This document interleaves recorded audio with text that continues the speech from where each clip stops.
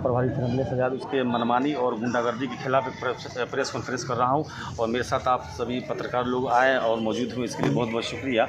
और मेरा उद्देश्य है प्रेस कॉन्फ्रेंस करने का कि किस तरीके से वर्दी पहनकर और गुंडागर्दी करके लोगों को झूठे मुकदमे फंसाने का काम करते थे नवलेश आज़ाद। और तो हमने इस विषय में, नवलेश आज़ाद कहाँ के प्रभारी थे? सुरसंड थाना के प्रभारी थे, मगर हमने हर जगह आवेदन दिया, जैसे राष्ट्रीय मानवाधिकार आयोग नई दिल्ली को भी एक कॉपी दिया है और राष्ट्रीय मानवाधिकार आयोग पटना को भी दिया है, पुलिस डीजीपी साहब को भी दिया है, डीआई साहब को भी दिया है, एसपी को भी दिया है उस पर कार्रवाई के लिए। तो फिलहाल उसका वहाँ से सुरसंड से उसको हटा दिया गया है, अभी कोई नया प्रभारी गया है, सस्पेंड हो गए हैं वहाँ से। हाँ, वहाँ से हटा दिया गया है। लाइन में है कि कहाँ है तो हमको नहीं पता है, लेकिन वहाँ से हटा दिया गया है, अभी नया प्रभारी को बनाया गया। अच्छा। तो मेरा मकसद ये है इस प्रेस कॉन्फ्रेंस करने का, उजागर करने का, कि जब वो वहाँ पे मौजूद थे तो जो कुम्मा के मुखिया है रुबैदा खातून का जो अपराधी पुत्र है मोहसिन मंसूरी से मिली भगत करके और आवास योजना से लेकर के, क्योंकि मैं एक सामाजिक कार्यकर्ता भी हूँ, मेरा ऑर्गेनाइजेशन भी चलता है MGR फाउंडेशन है, फाइट टू करप्शन, मेरा लेटर पैड वगैरह सब है। तो आवास योजना में भारी गबन का मामला था,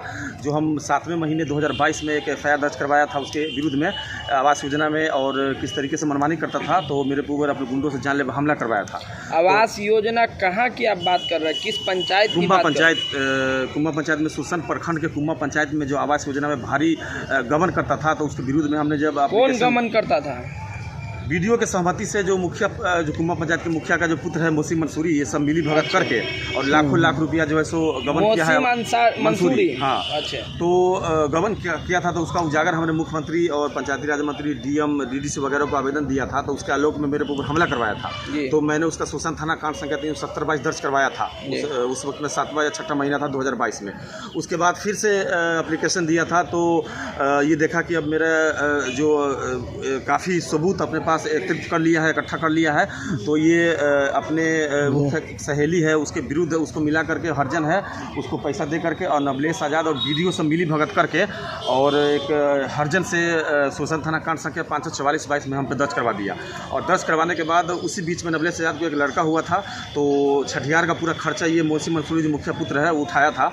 उस विरुद्ध में हमको जो है सो अरेस्ट कर लिया, और अरेस्ट कर लिया। जब हमने बोला कि मुकदमा गलत है, हमने SP साहब को आवेदन दिया था फॉर रिव्यू, इसका जो है निष्पक्ष जाँच किया जाए। SP साहब ने भी जांच नहीं किया, तो उसके बाद जो है सो नवलेश आज़ाद जो है सो मोटी रकम ले करके हमको अरेस्ट कर लिया और चालान कर दिया। हम बेल करा के बाहर आए हैं, और बेल कराने के बाद जब हमने एप्लीकेशन सब जगह दिया है और हाई कोर्ट में रीट भी डाला है, जिसमें SP को भी सो कुछ हुआ है, सुप्रीटेंडेंट ऑफ पुलिस को भी सो कुछ हुआ है जवाब दाखिल करने के लिए।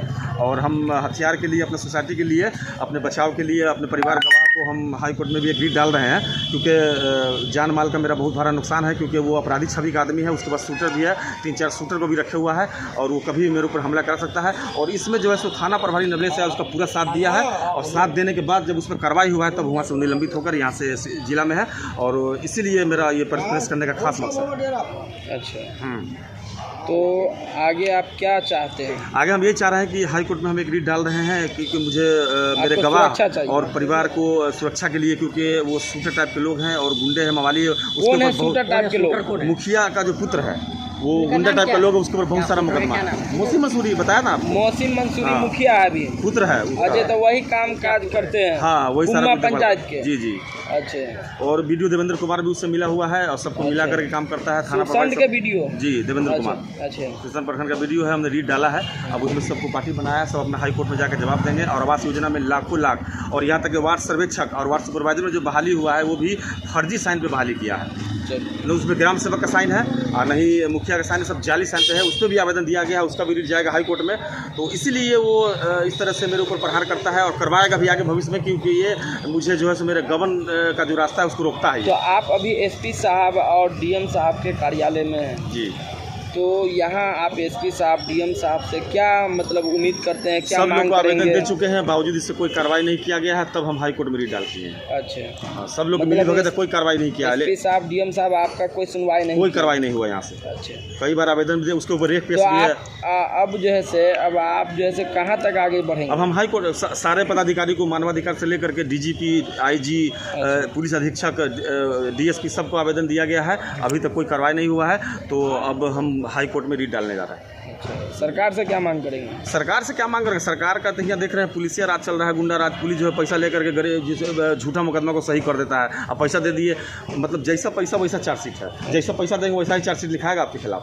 ये सिस्टम चल रहा है अभी। अच्छा, हाँ, तो इस पे क्या जिला प्रशासन से आप जिला प्रशासन तो इन्वॉल्व है।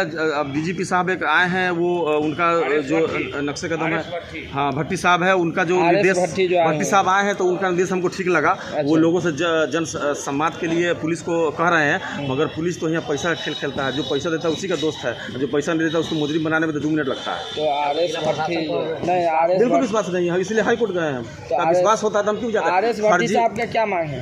आरएस भट्टी साहब तो ठीक आदमी है, वो तो सही से काम कर रहे हैं, लेकिन वो तो पूरा पुलिस डिपार्टमेंट नहीं ना हो जाएंगे। वो तो डायरेक्शन देते हैं, अपना इंस्ट्रक्शन देते हैं कि तुमको काम करना है, मगर करना तो इन लोगों का काम है, वो करता नहीं है कोई।